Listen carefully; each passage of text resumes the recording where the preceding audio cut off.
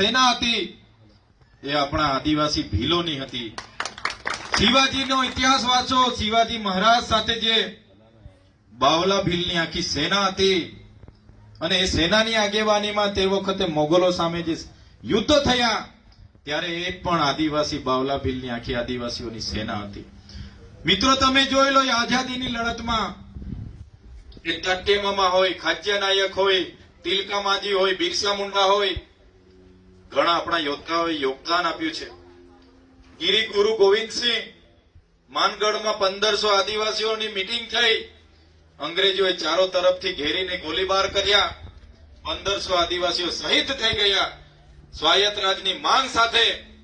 ત્યારે આટલી કુરબાનીઓ આપ્યા બાદ આઝાદી મળી છે અને આઝાદી બાદ પણ તમે જોઈ લો જ્યારે પણ દેશના વિકાસ માટે યોગદાન આપવાની વાત હતી, તમે ઉકાઈ ડેમની વાત